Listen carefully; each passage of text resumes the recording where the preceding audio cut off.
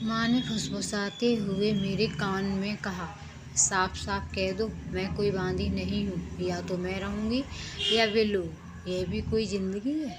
इस तरह की उल्टी सीधी बातें माँ 2 दिनों से लगातार मुझे समझा रही थी। मैं चुपचाप उसका मुख देखने लगी। मेरी दृष्टि में पता नहीं क्या था कि माँ चिढ़कर बोली, तू मूर्ख ही रहेगी। आजकल अपने परिवार का तो कोई करता नहीं और तू है कि बेगानों का। माँ का उपदेश अधूरा ही रह गया कि अन्नू ने आकर कहा, नानी अम्मा रिक्शा आ गया है। अन्नू को देखकर माँ का चेहरा कैसा रुक्ष हो गया।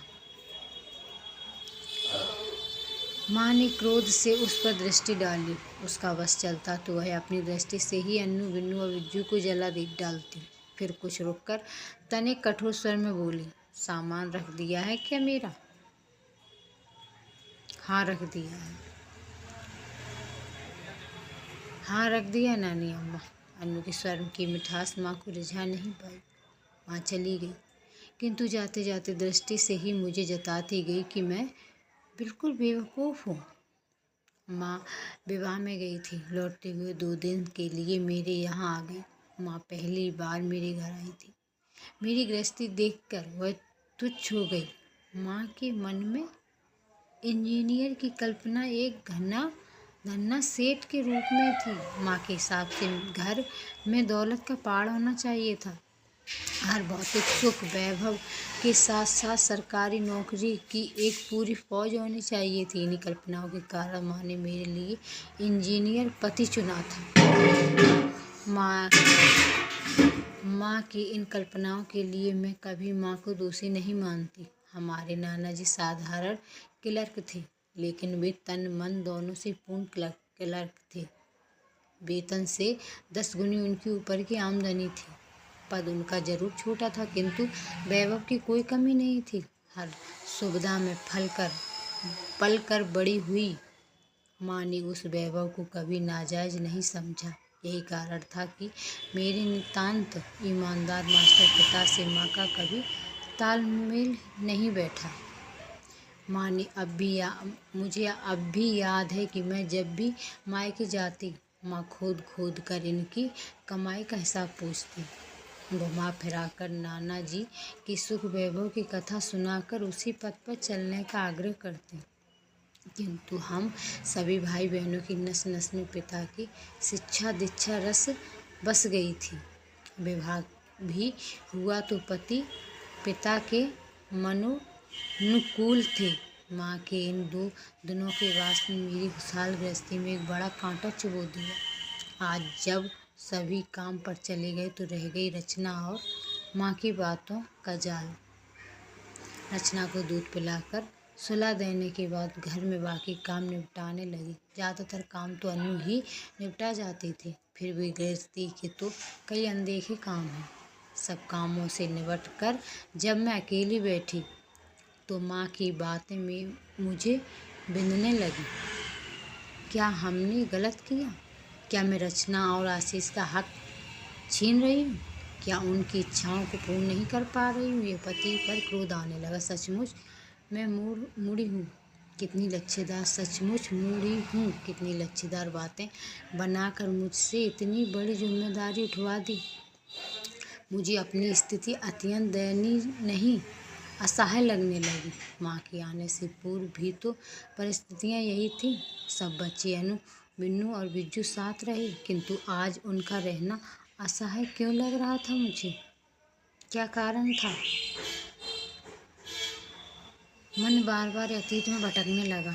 3 साल पहले की घटनाएं मेरे मन मस्तिष्क पर भी स्पष्ट रूप से अंकित थी। रचना तब होने वाली थी।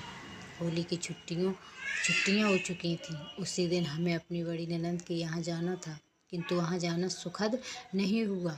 उस दिन बिजली का धक्का लगने से उन्हें बचाते हुए जीजी और भाई साहब दोनों मृत्यु के ग्रास बन गए। रह गए बिलखते बिलाप करते उनके बच्चे अन्नू बिन्नू बिज्जू। सब कुछ समाप्त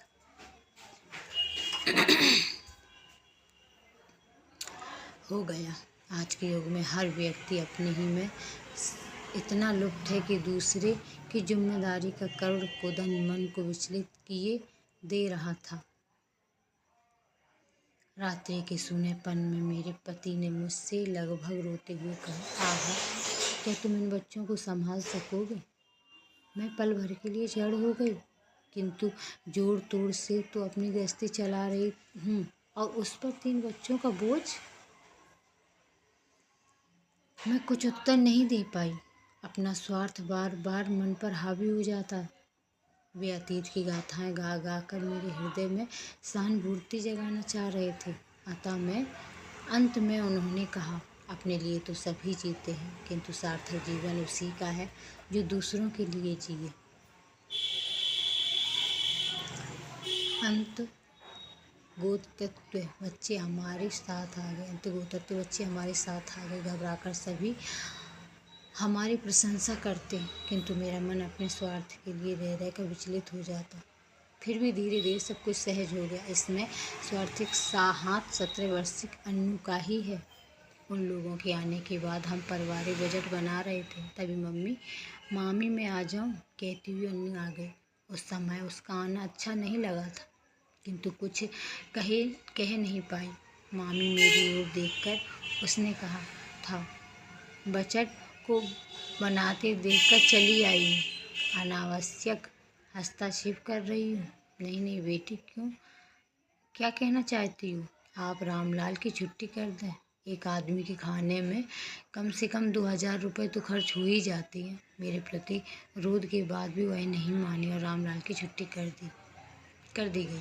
अन्नू न केवल रामलाल का बल्कि मेरा भी कुछ काम संभाल लिया करती थी।